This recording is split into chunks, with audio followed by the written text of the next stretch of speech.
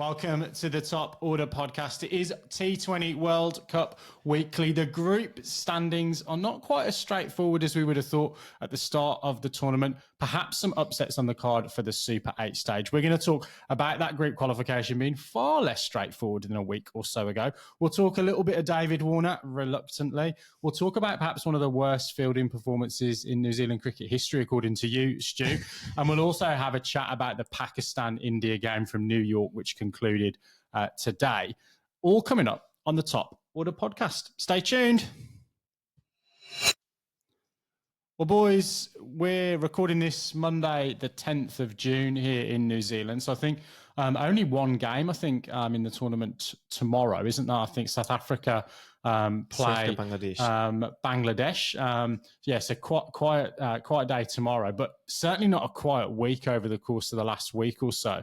And we're going to talk through a lot of that. I think the overarching comment, Stu, the group qualification is a lot less straightforward than we thought. We always knew we'd see some, and look, we'll use this in inverted commas, upsets, but the USA certainly coming to the party. We've seen multiple sort of, I suppose, mini shocks throughout the course of the tournament. And then we'll culminate and talk a little bit about the big game today as well.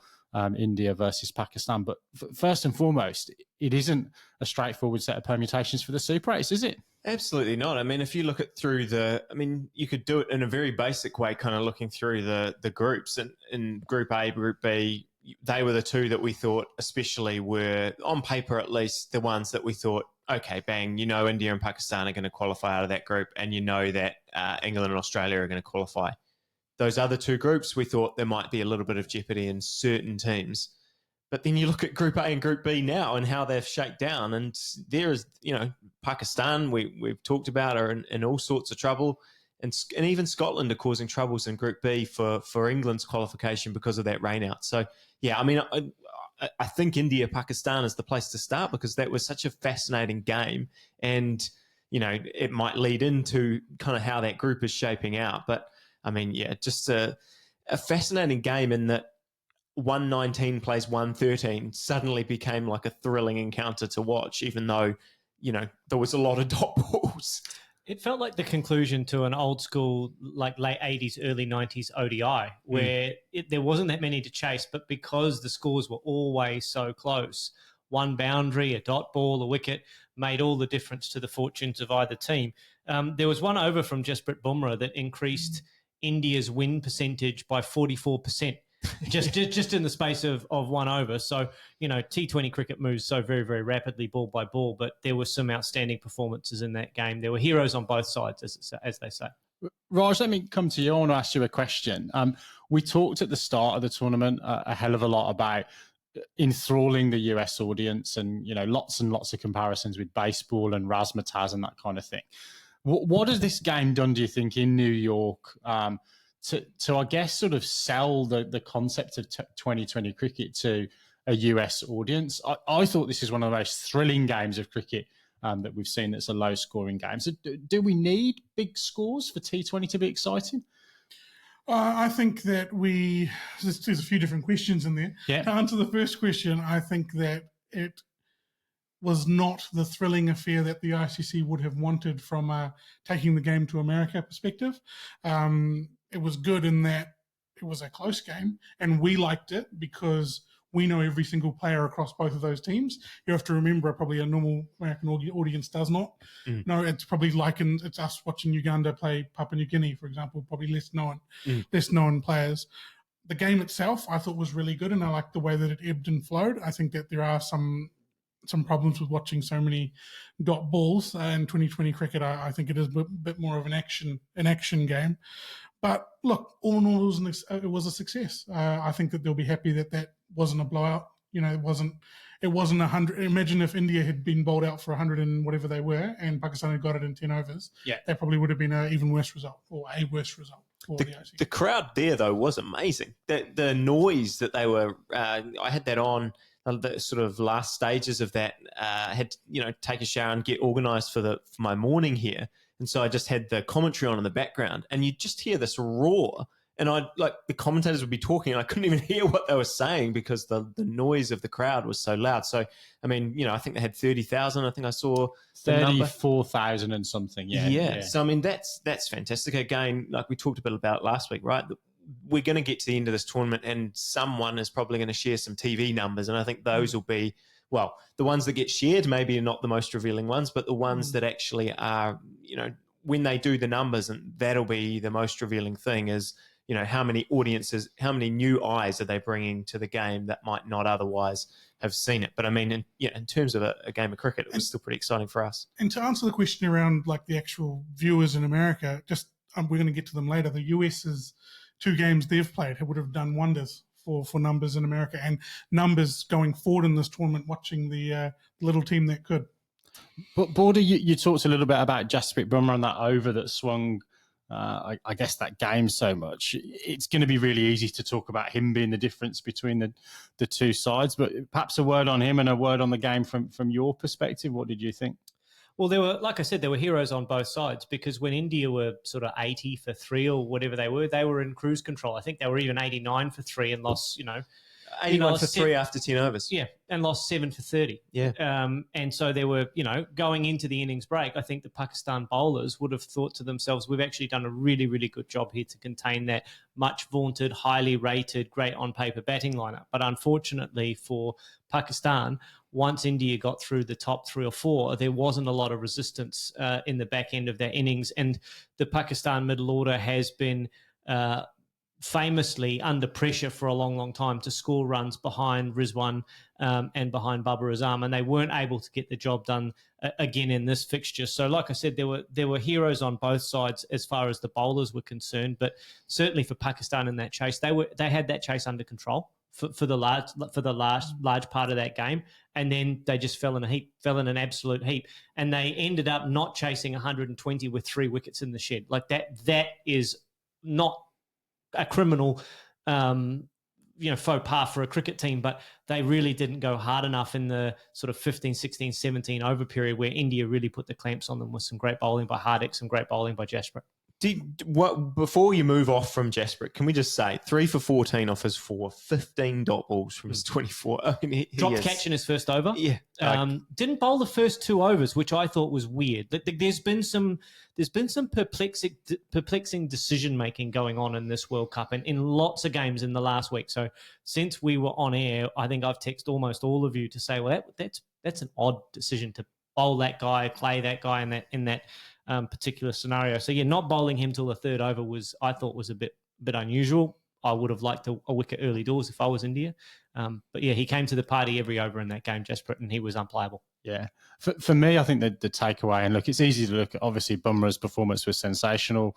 Rizwan's shot was poor, and you've got to think that is, look, I don't know what it is, but what we've seen a hell of a lot in T20 cricket is teams just continue to put the foot down when actually playing that kind of smart cricket. You mentioned that sort of old-fashioned one-day international game plan. We've not seen a massive amount of that in the game, and this was really called for, unless they were having a conversation around, well, there's a net run rate conversation here that we want to give ourselves a chance and we need to put the foot down. But I wouldn't have thought that would be the case. You've got to get, when you're only chasing that amount, it's difficult. You probably go, well, let's win the game first and maybe worry about it with 2 overs to go, that we might try and get 10 off 1 over to boost our run rate a little bit, but winning the game. And then I think the other thing, and when you kind of reflect on it, is the fielding from that Pakistan side. And we've said this about Pakistan sides a hell of a lot over the past 10 or 15 years. But if you kind of rewind and look at when Virat Kohli really came into the India team and made it his mission to up fitness levels and fielding levels, you really think as if Pakistan need to do that, particularly when you look at the fielding on show from the likes of Scotland and Ireland and the USA. The USA were fantastic against Pakistan. They caught brilliantly and they ground brilliant catches, including in that super over. Yep. But the rest of the performance as well. So, it's so fundamental. And look, I guess there's this sort of cliche that it's the easiest thing to work on and everybody can work on it. The reality is, if you've not got the guys coming into the international side with a base level of fielding, which the domestic game has to provide for you, then you're always going to be behind the 8 ball. But you would have thought, get a fielding coach in and get a group of 20 players and go, right, we're going to be drilling you for, a week in this. And, when there's time, we'll get you in the nets for a bat and a bowl. They've got to be disappointed, I think, that they didn't hold their catches and probably those give themselves ones early on, 10 or 15 runs difference in the context of this game. Yeah, I do want to talk about the fielding later, especially with the other nations, or the not necessarily the test playing nations. Just on Bumrah before we move off him, if you are setting him a target before the game against Pakistan, you're saying, I would like you to go out there and get Babar Azam and Rizwan out. Yeah. And he went and did that. And he went and did his job completely. He does it every time. It's unfair because we stop talking about how good he is because he just delivers every single time. The other two I want to highlight is Hardik and Axar Patel. Hardik came into this World Cup with a massive amount of pressure on him after his performances at the IPL and over the last 12 months. But he has been really, really good. And he stood up at a time when his team needed him to in this game. And Axar Patel could be this little cornerstone to the Indian team where they've been able to use him to elongate the batting and use him as an extra bowler because he batted at 4 in this game. And it's all the sort of issues that I had with the Indian selections and their lineups have all changed now because they've slipped Axar up or has the ability to bat up the order, and he adds a Do you like him up the order in front of Sky and Hardik and Ravindra Jadeja and those guys? I honestly don't mind. In this situation where they're 2 for not many, they put him in and they elongated that batting lineup. No problem with that. If they get off to a flyer, you can chuck in those guys in around the 8-10 over and let them go. But this at least gives them options, which is something that I think they didn't have with the sort of projected lineups that they were going with. So he could be that jewel in the crown that gives them those options going deeper into the tournament. Hardik, just quickly on Hardik, because I actually want to pick up on your other point, but Hardik, totally agree. The bowling has been fantastic from him in this tournament. And I think the thing that stood out for me is the short bowling, that he's been able to kind of extract that. And it stood out as well with Nortje when you were talking about him last week. It seems like if you're able to get it right with your short pitch bowling in this tournament, it's so difficult to hit. People are getting rushed on these slower, they're sort of slower pitches. But if you get the short ball right, then they're not being able to catch the ball. Particularly at New York. So, the ICC, I think, have made comment on the pitches there. We've seen what I guess as club cricketers we'd call tennis ball bounce.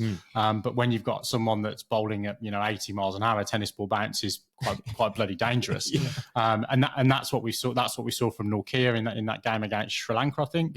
And certainly what we've seen, I think, in terms of the game today.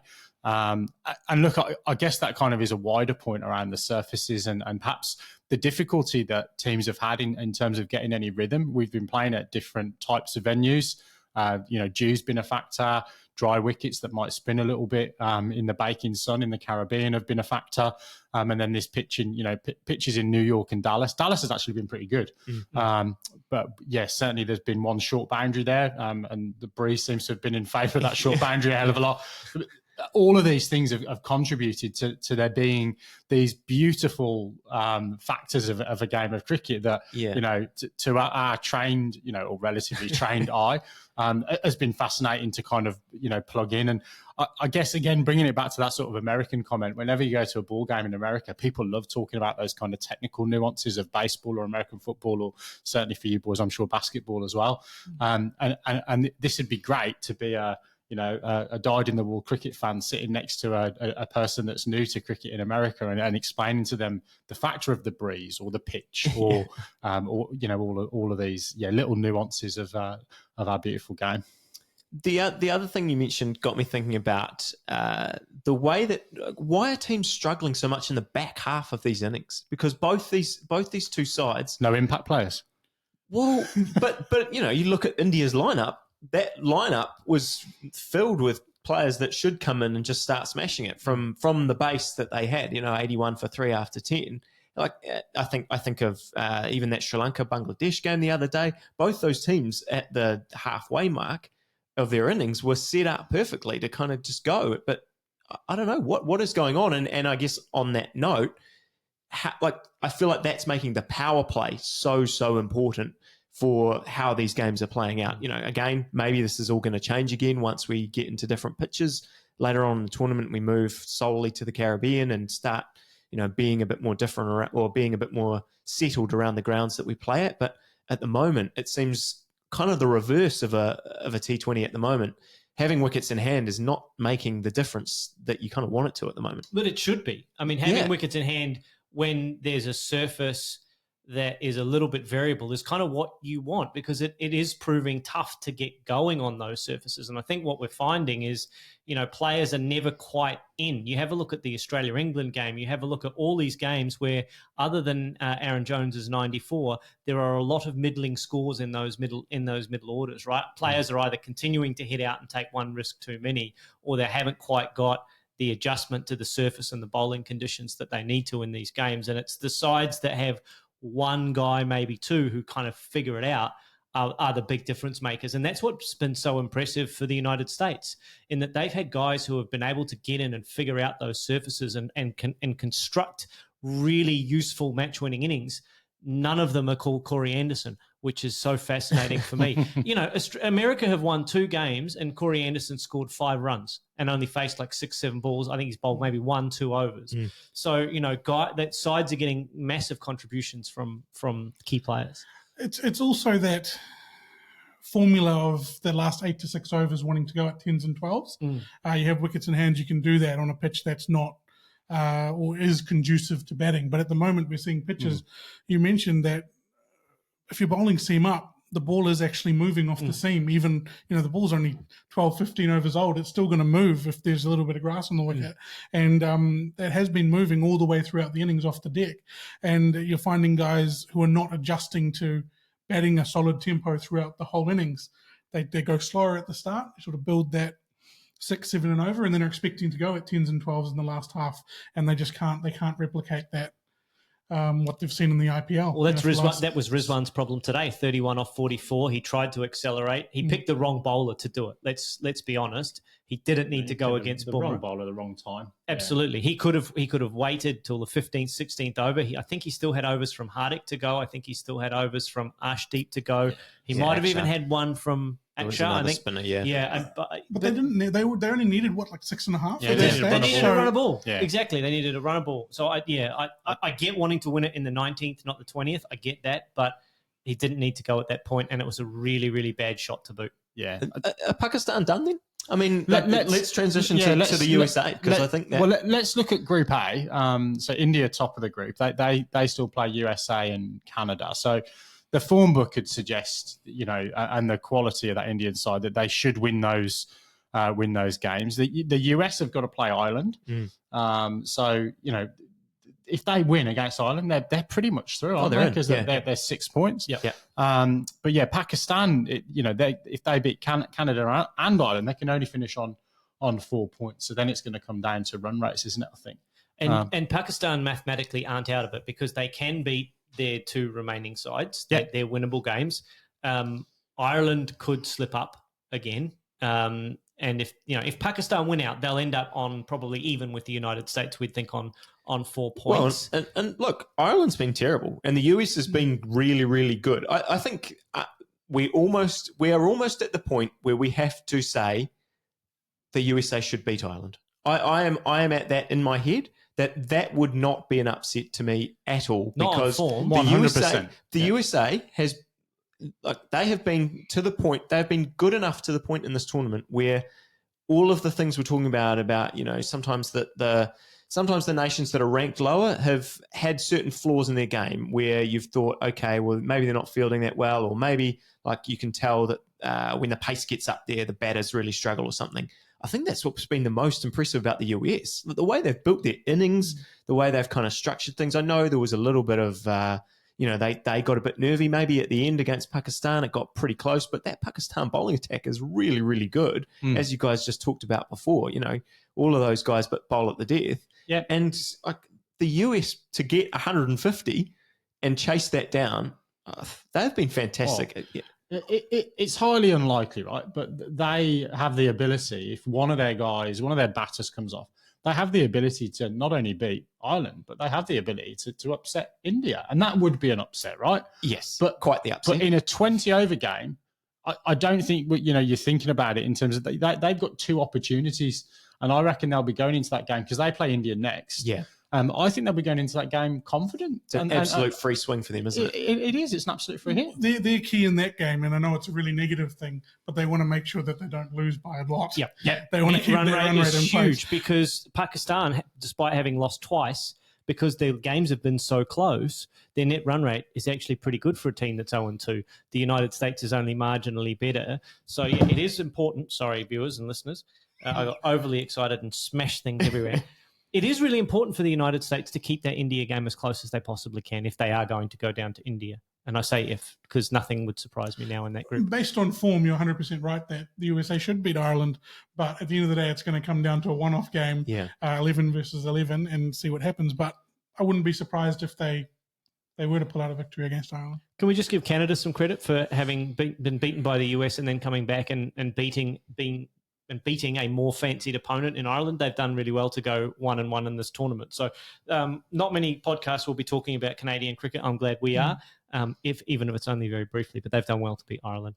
Do we want to talk about that super over? Do we want to talk about, break that down a little bit more? Netravalkar, I mean, him coming up and him coming through in the clutch there was pretty good. And I think if you're going to be on the negative side, Amir's performance in that super over was pretty terrible. And I think what actually stood out to me the most in that is that the US, again, doing all those little 1%ers, they ran on every single one of those wides. They ran and they got extra runs. I think one of them ended up in an extra, an overthrow. So they got 2 off the wides. And those all added up to mean that, Pakistan had a pretty massive total to get from that over. 2 quick points. 1, software engineers, as you know, Raj, make the best cricketers. And 2, America have the best coach in the tournament in Stuart Law. Why? Queensland. Let's move on. Because he played his under-10 cricket at North's Cricket Club in Townsville. Anyway, just putting the focus back on Pakistan. Sure. The biggest thing that stood out to me, which I found very, very strange, was that Amir bowled the super over. If it was me, I would have thought Shaheen Shah Afreedi would bowl that. Yeah. Or Harris Ralph. Harris Ralph is a terrific he did just go for he went for 11 off 3, but the first 3 he got really, really right. Amir bowled a pretty good 19th over, to be fair. He bowled at the death. He bowled better than Ralph in that and game. I think also left arm as well is you want someone that can bowl wide line offside Yorkers. That's a game plan, particularly at that ground, I think. And you saw it, in the United States. Both of them were trying to do the same thing. Trying to hit that offside wide line. hole, And the other thing that was extremely surprising to me was that Baba and Rizwan didn't bat at least one of them didn't bat in their batting part. Maybe, or even get Fakhar Zaman to be facing. Exactly. He gives me nightmares, that guy. That comes into our list of decision-making, which we might come on a little bit later in the podcast. Should we move on to Group B? Sure. Scotland running high at the top of the group. They have played three games, but looking pretty good. Weather could be an issue in this group, Baldy. Before you go to Baldy, we are looking at this like a little bit, what's going on here, but the only thing that really hasn't gone to plan is the rain out. Yeah. Is that correct? Yeah. So, England win 2 games here. They've got 2 games left, 2 games. They're going to put themselves in a position where it's going to come down to run rate. The interesting thing, though, is that England play Namibia in that morning. So Scotland is going to go into their last game against Australia, knowing exactly what they need to do to qualify. And I think that, in a group like this where there's net run rate and all of that kind of stuff, it's going to be very, very, that is a huge advantage. Again, England could, I suppose it wouldn't surprise us if England come out, absolutely smash these next 2 games and their run rate is way out of whack and Scotland can't catch up. But again, I think Scotland's been super impressive so far in what they've done. They've been really, really, really impressive. I guess there's also a permutation where there's rain-affected game between Scotland and Australia, and it brings 3 teams into it. Or England and anyone else. And then there's also the conspiracy theory, which, as you've said, with Namibia, Scotland, knowing exactly what they need to do, or Scotland knowing exactly what they need to do. Australia knowing exactly where they qualify, because finishing first or second makes no difference because of this seedings rule. Australia could tactically, do what they did in the warm-up game, and and play George Bailey and a few others, and just. I don't think Bailey's allowed to play in the actual tournament. Is he not? Okay, but yeah, there's a conspiracy theory there that Australia could throw that. The last game. That never works long term in a tournament. The karma like that always comes back to bite you. Don't throw the game, Australia. Just play proper cricket. But before you do go to that game, though, I think what Scotland did really, really well in their game against Oman is that they did sort of what you were talking about before. They got them set. They were 20 for 1, chasing that 150. Won the game and then worried about the run rate. Yes, and when they worried about the run rate, they finished it super quick. Brandon McMullen just went bananas. My sons, we flicked to that game as soon as after the India-Pakistan, and they were going, that's 3 sixes in a row. And the other one was like, oh, no, there was a single in there. But, they were happening so quickly that it just felt like 6 after 6 after 6. And,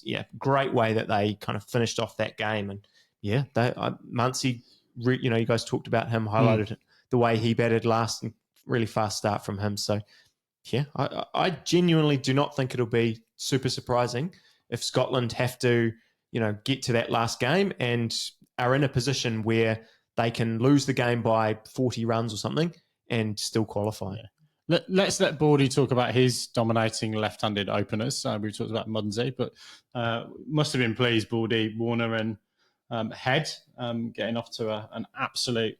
Well, it's weird, isn't it? That they got 70 odd in the power play, but they had a mulligan on one over because Moeen Ali bowled the first over for maybe 3 or 4 runs, and then they just went ballistic with one of the decisions, which is probably the most perplexing decision I've seen. Yeah, terrific start from Australia in that game. I wrote as I was watching a skill execution from Australia to A, target the short side, that B, they were gifted an opportunity to do it with Will Jacks bowling the second over. Only a second over, I think, in T20 internationals for England, something ridiculous. There's not many overs that he's bowled for England in T20 internationals. So a perplexing choice to double opening bowling. England have never done that before, by the way, in the T20. Open the bowling with 2 spinners.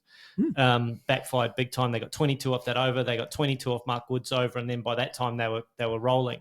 What impressed me the most, though, was the previous game against Oman. Oman? Yeah. Warner was really circumspect and decided that he needed to bat a long way through the innings to get Australia to a winning position.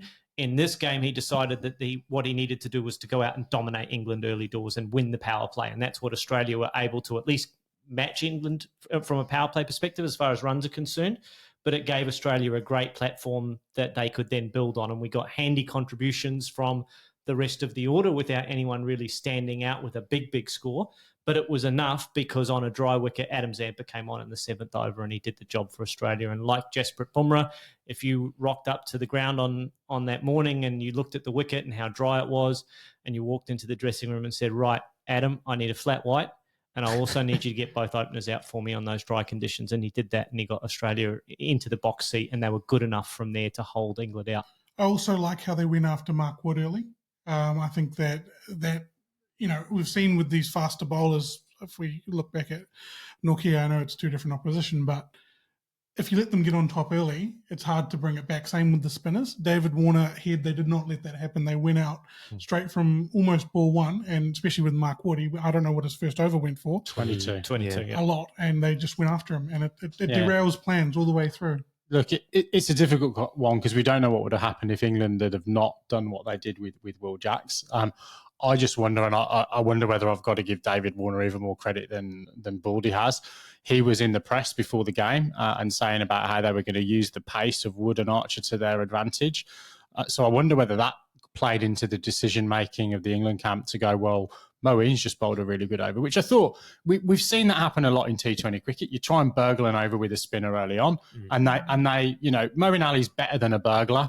He's better than the guy that you go, oh, this might work. Yeah. He is a pretty decent white ball cricketer in a world context. So I wonder whether they made that and call that as an audible for Jacks to bowl. Or whether Warner had just got in their head a little bit around, well, we'll use the pace. But I'd go as far as to say if they'd have gone with Wood or Archer for that second over, I don't think that Australia would have got on that train that they did with the Will Jacks decision. And look, let's not make any bones about that. That was the pivotal moment in the game, really, when you look at it. That 22 runs off that over. England actually did pretty well in the end to kind of fight back in the middle, but they'd kind of lost that momentum, particularly, I think, making a piss poor decision at the toss as well. That wicket was only going to get slower in a day game. So it wasn't as if it was like, well, it's going to get dewy and come on better for us. It was always going to look just ludicrous decision-making. And you've got to say that that's either poor decision-making in the game, and I don't think that's the case. This is analyst-driven decisions. That they've gone in with a whiteboard full of that shit, and that's why they're in the position that they're in.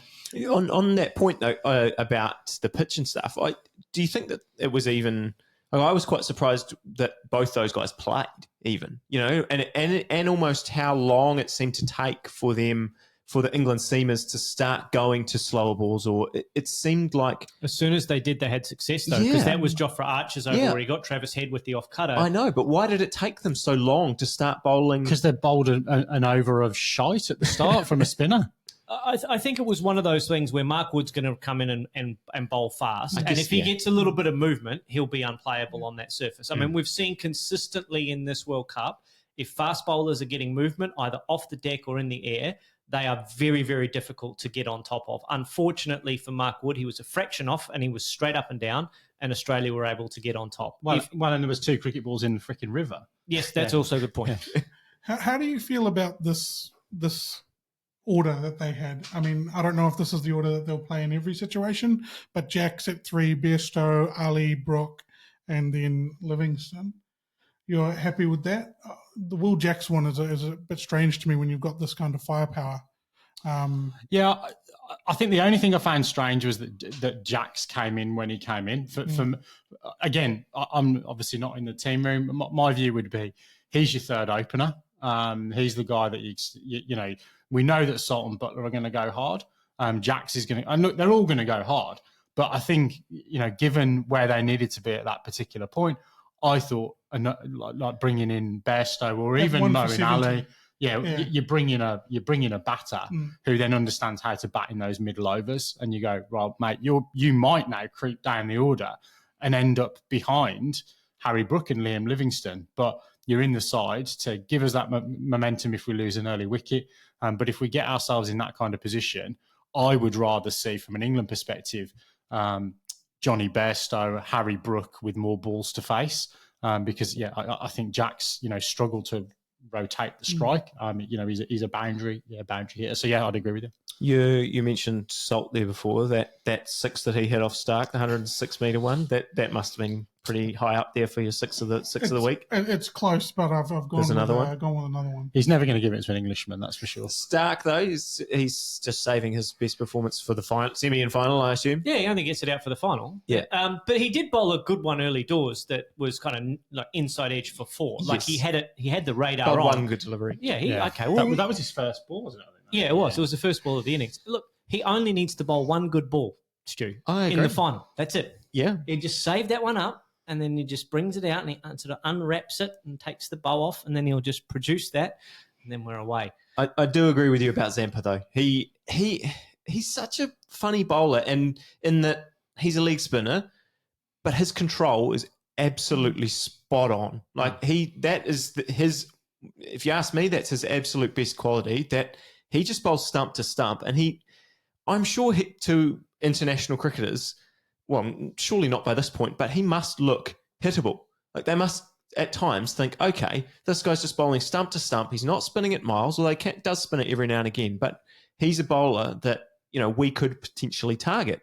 But he's so difficult, and it's so rare that actually happens because he's so disciplined and because his control and because of his brain, the way he goes about things, and to pick up those 2 wickets when England was starting to get the momentum. Salt, we've seen how dangerous both those 2 guys are. Salt and Butler, a really brilliant performance. He assesses how quick and how bouncy a wicket is really, really well as any other leg spinner Australia have had in a long, long time.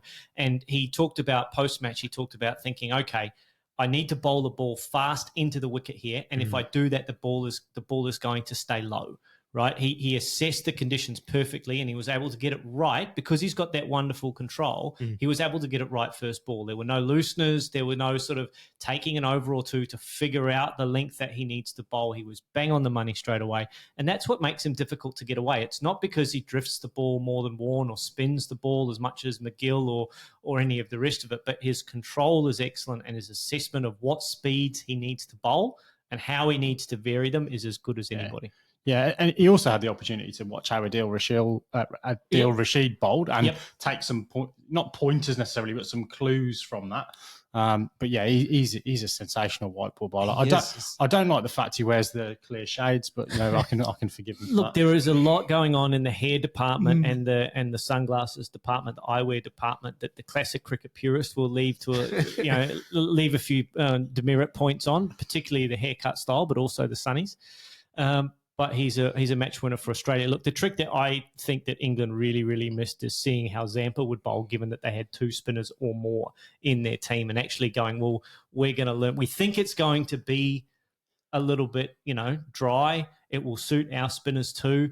Why don't we have a look at see what Australia are able to do in that sense? And we know exactly what you're going to get from your seamers. Yep. So we can take more pointers. So I agree. The more and more that toss is just, it's fine to chase, but I think sometimes you've got to win the toss and bat first in T20 cricket. Sometimes you do.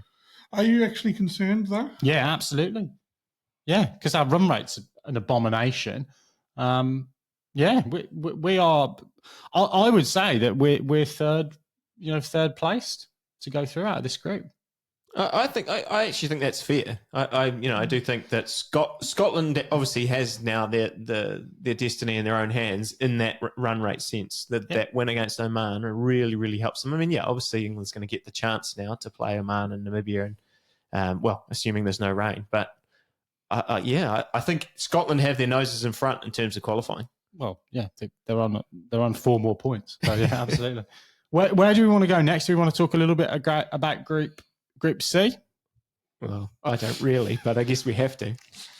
So, Stu, in the show notes you've written, I can't remember exact wording, but worst fielding performance. I was trying to watch the game, and I was a little bit behind you boys because I'd started watching it a little bit after, and I was just getting a barrage of Slack notifications with general consternation from you and Raj. They did stop. Did you notice at about halfway through? They did because I turned them off. Oh, okay. But you said the worst fielding performance you've seen from a New Zealand side? I mean, look, calm down. I'm not a historian in the sense that I can think back to all of the many terrible performances, and I'm sure I've blocked out many, late 90s, early 2000s kind of calamities from New Zealand cricket. But it's the worst one I've seen for a pretty decent amount of time. There were so many examples where, Finn's catch early on that he's dropped. Was that the one where Dill's gone feet for hands, or no? That was talking about Devon Conway's keeping. Yeah. So that was good commentary, really good commentary. That was atrocious. The Conway's should have taken that cat or the run out, should have collected it cleanly, run out Gerbart's. I mean, we didn't challenge Lockie's one. Lockie's hit. Was it? I think he's hit him. Live, it looked really, really out. I think that's actually on Lockie to say, hey, there were 2 noises there. I think it was pad, but I thought it was pad the whole way. Yeah. I couldn't believe they weren't reviewing it. And I think the worst thing about that is they went through the whole innings and they only used one challenge right at the end because Trent Bolt said, well, we've got 2 challenges and it's the last over, we may as well use one. So, you sometimes people get criticised for burning one early, but I think if you're, there's that. There was, Kane dropped one. That was tough. That we just looked really shabby in the field. And the Daryl Mitchell over. Can we let's wait to load up on that. Yeah, okay. Well, we need to wind up Raj a little bit more before we unleash on that over. Again, this is something that we joke about all the time, that, a keeper, the keeper these days in 2020 cricket is a speed bump with gloves, right? But those 2 misses, catches get dropped in the outfield. Yeah. Allen dropped that catch. He should not have dropped that catch, but he did. It happens. The missed run out, and I'm going to be harsh and say that stumping, that clipped the stump. I can't believe that hit the stump so hard. It didn't knock the bails off. But it didn't deviate either. that much. That's probably tough. That's probably the only thing I disagree with you on your comments. Actually, was like, you cannot believe that a ball has hit the stumps and not dislodged. We've seen that for the last 5 years with the weight of those zing bails. So good point. That's the only thing that actually, yes, I can believe that has happened. On the keeping point of view, should Conway have got that stumping? Absolutely. After it hit the stumps? If you actually have a look at it, his gloves he's nowhere near it, though, is he? Near it. Yeah. And I don't feel like we're at a place where we can accept those at now anymore, or ever. We don't accept keeper mistakes. No, we never really have. And those were two big mistakes that, if they take half of these opportunities, I feel like it's a different score. They're chasing one. Granted how they batted, they might not have chased it down anyway. But chasing 110, 120, even 130 was very different on that. You had a look at when New Zealand took their first wicket, and I thought to myself, well, if New Zealand can keep this to 135, 140 ish, they're a big chance. I don't want to disrespect Afghanistan's middle order, but I feel like if you take 3 wickets in the first 10 overs. If you take 3 wickets in the first 10 overs, you are 60% of the way to winning that battle against Afghanistan. The other 40% is countering their bowlers. I think 60% Gurbatz and Ibrahim, and then 40% bowlers. You can quibble on the percentages, but you have to take those wickets early. If you don't, they punish you. I'm not going to quibble on percentages, but that's the same with most sides. If you knock 3 of the top 5 over, I get it. Yeah. But for them, I think it's even more pronounced with Afghanistan. Absolutely. I do want to just say I think we've got to give a massive amount of credit to Afghanistan. Totally. Like at the end of the day, you're not going to walk on a drop catch. Well, you should have caught that, so I'll go. Can we finish on them? We'll finish positively. Brad's got more. The pylon's not finished yet. Go. Before we get to Daryl Mitchell, how good Afghanistan were. The playing 11. So we talked about this when the toss came out. No Ravindra, and they picked Mark Chapman. Where do you sit on the 11 that they picked? Would you have gone any other ways? I probably. I would always pick Ravindra ahead of Chapman. The way that they've been setting up the team for a long time doesn't suggest that they want to do that. I was surprised. I thought they were going that way when we played that series against Australia and Ravindra batted 4 and got that big score. I kind of thought, okay, he's like there. Even though the IPL teams are maybe seeing him as an opener, he's played, for Wellington as an opener or 3. It looks like New Zealand are trying to find a place for him in the middle order. I mean, you talked about it last week. You didn't really want him in the middle order. You kind of thought he's better at the top still. But I genuinely thought he's in the equation for New Zealand in the middle order. And I just think he offers more than Chapman, I guess, is my point. That as a neutral, like Ravindra had a much better IPL than Chapman. Well, obviously, it's just he's one of the only guys who's actually been playing for New Zealand, and I think is probably your point, right? But I mean, that shouldn't be the rationale. Like, I don't see any scenario where you look at that list and you're picking a fantasy team, and you pick Chapman or Bracewell ahead of Ravindra.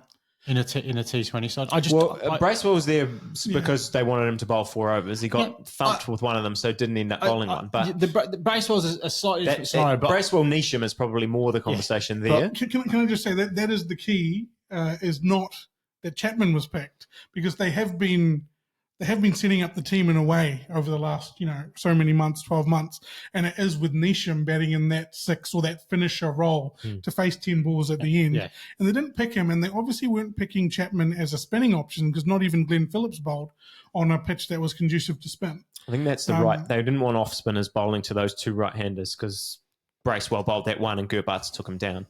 But yeah.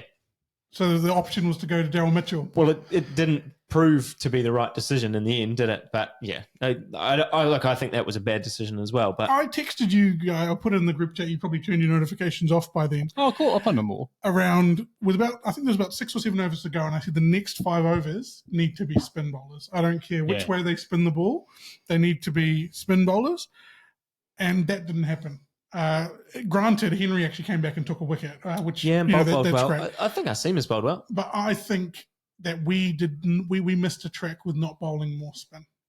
We have all of that ability to chop and change in our lineup, and we didn't even try it. Gee, it would have been handy to have Jimmy Neesham to bowl that 19th or 20th over. It would have been super handy. In hindsight, he would have been the guy to bowl even the 20th. Well, the thing is, that's the thing. Yeah, Rachin could have bowled the 14th over in there because he's spinning it away. Anyway, I think there were a lot of things. There's a lot of things. How many times did Australia not bowl Shane Warne because of a matchup? The answer 0.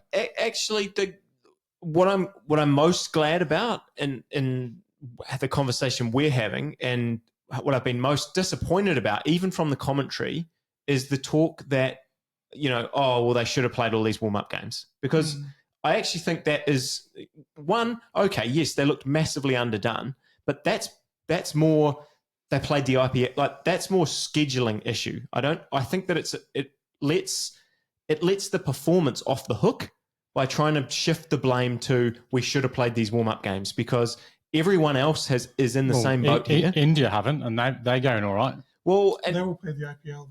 Yeah. Well, but a lot of your guys have played the IPL, they haven't. A lot haven't played. I think those points about us not playing are fair in that, it would have been lovely to play our first game against PNG and kind of be able to work through some of those things. Having to play Afghanistan and West Indies is a shame that's how it works out. Not a surprise. But it doesn't excuse the performance. And it's not a surprise. Finn dropping that catch, I don't think, like, if he'd had 15 warm-up games, it's like, I disagree to a certain extent. New Zealand looked very, very rusty, and they looked like they hadn't played in a long time. But what's the alternative, I think, is more my point. Like, what were they supposed to do? Play some Mickey Mouse, play a Mickey Mouse warm-up game where, Gary Stead and Luke Ronke are playing? I don't know, Stu. Ronke would have kept better than Conway, probably. I don't know, but what they have done did not work. So the intra-squad warm-up game did not get them into a state of mind, physically, mentally, ready to play a dangerous side. Their scheduling was not a surprise. So the performance is inexcusable in my view. I actually came in sitting into this podcast thinking I'm actually just going to talk about the cricket and not how I feel about this game. But now that I've got myself to this state, New Zealand let me down in that game. And I felt like they had not quite given up in that batting, but you could see the fight had gone out of them. And that was the most disappointing thing. Not that they were outplayed by Afghanistan, because Afghanistan are a great cricket side. And when they get on top, they have the skills and the weaponry and the players to be able to beat just about anyone on any day. But what really let me down was that it looked like New Zealand had got themselves into a position where Afghanistan were on top, and there was nothing in that side that showed me that there was any fight left in them other than maybe a little bit of Glenn Phillips. But it honestly reminded me of one of my kids had a sporting contest one day. They got soundly beaten, and they came out of the pool in tears. I wrapped my arms around my kid and said, "Look, what's wrong? Are you upset because you got thrashed?" And he goes, "No, I'm upset because my teammates gave up." And that's how I felt watching that New Zealand game. I felt like they had let the opposition get on top, and they almost gave up. Yeah. So I expect them to be better than that. The body language is poor in the field, and I think you saw it. And there's guys that wear their parts on their sleeves, and Glenn Phillips looked ropeable. Like, honestly, he looked so pissed off. But again, I don't think it's the warm-up games. I mean, Conway's not played any cricket. He wouldn't have played any cricket anyway because he's coming back from that thumb injury, and he is a form player, isn't he? He was out of form before he got injured. But when he gets on a run, he tends to continue them. He wouldn't have, unless he'd played the whole IPL. Same for Finn. Most of those guys haven't played for ages. Finn's coming back from an injury. But that makes his shot selection off the first ball of the game even worse. Yeah. Like, again, the scouting report, he would know that guy swings the ball back into you. If he's not watched the footage from the first game, he should have been watching the footage from the first game. I think your scouting report on Finn Allen is let's bowl him a Yorker that swings back in because, all of that's how people get him out. Just bowl a left armer on the stumps. Left arm in swing. Can I just say, I think it's a really bad look. We know that we know the people within this New Zealand side. We've talked to them on the podcast. I don't think they would have been disrespectful towards their opposition, no. Afghanistan. But it looks like they were. It looks like they just turned up a few days before the game and were like, we'll be all right, we'll warm up into this tournament. Because their performance, like, you said to me a few weeks ago, are you worried about Afghanistan? And I'm saying no. And right now, if you ask me that again, I would also say no. I'm not worried about playing Afghanistan tomorrow. But they would have lost to almost any side in this World Cup the way they played that game. I don't think Afghanistan, we'll talk about them shortly because we need to, but it's not that they played Afghanistan. The way that they turned up was really, really underdone, and it's a bad look for the team when I know that they're not like that. Yeah, and it's not New Zealand's reputation to not show up like that. They have forged a reputation over 15, 20, 30, 40 years as a cricketing team and as a sporting nation of always turning up, always being prepared, always having those little 1%ers, those little preparation things nailed. And they weren't like that. And that's what makes it so glaring. It's like watching the All Blacks turn in a bad performance because you're just so not used to that level of professionalism and all of those little like non-negotiables not being handled. And New Zealand didn't handle those. It hasn't been there for a long time. Question for you boys. Good thing or bad thing that you play West Indies next? Because let's be honest, like you should beat PNG and you should beat Uganda. Would you rather be going into this, which isn't really, this is a, it's as close to a must-win as you're going to get, right? Absolute must-win. Yeah. But you'd rather play it now, or you'd rather play them last. Okay. Because our run rate, I honestly think we are just about out of this tournament already because of the run rate. They got so handily beaten. Yeah, I mean, yes, obviously if we beat the West Indies, but West Indies play Afghanistan last. I'm sure the ICC thought that that was the game that would determine who would get second. That the rankings suggest that, and that's how they've shaped a lot of these groups where it's been like, okay, the last game kind of shapes who might get 2 versus 3. 2 might get 3, or 2 versus 3, or it's a knockout game. Yeah. So they've positioned it that way, but West Indies are now going to go into that game probably knowing exactly what they have to do and maybe not having to do anything if they can beat New Zealand. And you're right, because of run rate, we need to beat West Indies well. But not only that, but I said I wasn't worried about Afghanistan because I reckoned that there would be a beating of each other either way around. But Afghanistan need to beat West Indies for us now. Yeah. We actually need them to beat the West Indies. If the West Indies beat Afghanistan, we're in a... Well, because the West Indies bowled Uganda out for 39. Yeah. So, their run rate is fantastic. So, New Zealand's in big, big trouble, and they're going to need to pull something out of the hat, really, to get through in this tournament. Okay. Any positives for New Zealand listeners? The teal looks good. Does it? I did. I liked it. I liked the uniform. It's too much. Nothing too soon. They need more black. I don't think you're going to get anything out of these boys. Afghanistan were very good, though. I'll give you that. I did say this to you guys 2 weeks ago. Yeah. They're a good side. I'm not that surprised that they beat us. I won't be surprised if they top this group.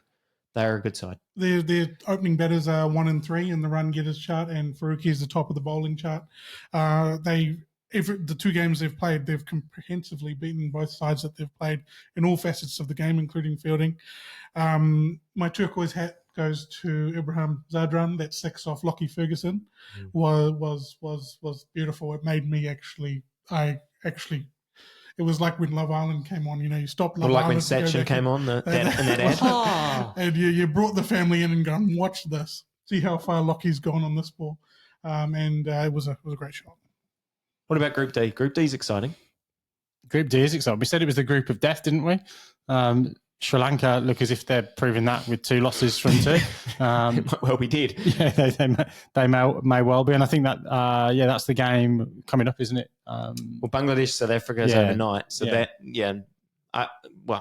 think South Africa will crush Bangladesh. I don't rate Bangladesh very highly. I don't think that either side in that Sri Lanka-Bangladesh game came off in a positive light. I thought both of them looked very, very poor in the way that they went about things. So who do you think goes through with South Africa? Bangladesh has 2 games. Netherlands and Nepal. The Netherlands have a fantastic chance. Yeah, they do. I really think that. And the way that they've, they made difficult work of batting against South Africa, but obviously, a stunning start to their bowling. It looked for a long part. They had South Africa 3 for 3. Looked for a big part of that they might, upset South Africa again at a World Cup. Yeah. The fact that game got super close, if this is all going to come down to run rates, I think Netherlands should be looking at both Bangladesh and Sri Lanka thinking in the same way that USA can be looking at Ireland and thinking, who cares that they're ranked higher than us? We should win these games. They're not thinking that at all. Yeah. It's going to be either hard to set against Netherlands or hard to chase against that bowling lineup. So if Netherlands can actually put a score up 130, 140, they've got a good chance to beat either of these sides. The ball is moving. Logan Van Beek, he's got the ball in the string. It just pitches and moves in and takes the off stump. That was lovely. They just don't have a response to it. So it's going to be hard to chase runs against the Netherlands. If I'm South Africa, I want some runs from my top order in these next couple of fixtures. They've started really well in the tournament. They got Bangladesh and then Nepal. I want Reza Hendricks. I want Markram. I want Quinton de Kock to make a statement and score some big runs because they've got just enough to win games at the moment, but they haven't really put down any signature performances to make the rest of the competition. Is it hard to judge that because no one in that group is really scoring runs? No one really has. It's not been a tournament where big scores have come from all over the show, but South Africa need to flex their muscle, I think, a little bit at some point and just maybe for their own squad, just ease some of those nerves that might occasionally creep in when you get to close games and not you have that confidence, that knowledge that you've gone and already done it in the group stage or you've done it once so far in this tournament, just those little things. If you've got a history of slipping up in big contests, knowing that you've did it, just throwing that in here. But it's true, right? Like they get to the semi-finals, and if Reza Hendricks goes in and goes, right, I got 70 the other night against a good side, against a good attack, I know I can go and do this again. He plays without fear. But if he's got a string of low scores going into a must-win game, that plays on players who are not used to winning at that level. I do think that. Bartman has been, he has added a lot to their bowling attack. And we mentioned Nortje, the fact that he's sort of thriving on these pitches. That bowling attack is a serious attack and can kind of, I think, play on lots of different pitches now. They, in lots of different conditions, they've got bowlers that can suit that environment. So, yeah, I really like what their bowling attack now looks like from a complete package. Yep.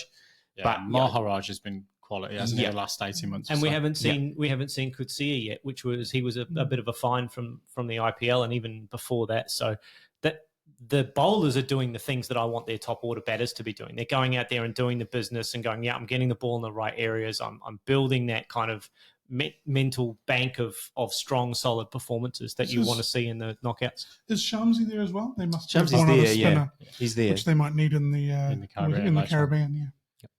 Got all the tools, South Africa. Yeah, totally. And that Miller, the way he, again, talking about, I don't think run rate's going to be a factor for them, but he did exactly that, what you guys were talking about before. He won the game, then he went, 2 overs to get 16, he got them all off 1 over. And, I really, I've got a lot of time for Dave Miller. I think he's fantastic. The exact kind of cricketer you want in your middle order in a T20 game because he can get 30 off 10 balls, or he can do what he did in that Netherlands game and actually bat for a long period and win you a game. And we saw Dale Steyn getting a bit of coaching off one of the volunteers as well. It's so good, wasn't it? You want to bounce though. You want it to bounce. It was a bit mean, I thought. Steyn took it, and Steyn was a good sport about it. He didn't sort of give it the "Don't you know who I am? I've got 497 Test wickets and all the rest of it." He was a good sport, Dale Steyn. His estimation has gone up in my view just based on him being a good sport in that scenario.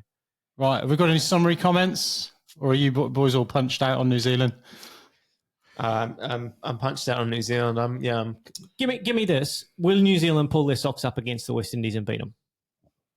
I don't know. They're going to have to play about 300 times better than they did the other day. I think that I said this to my wife while I was sitting there annoyed and about what had happened in that game, that they're going to have to play well against the West Indies. And I think if New Zealand played the West Indies 10 times, I think we would win 6 or 7 of those games. I would have no problem with us winning more of those games.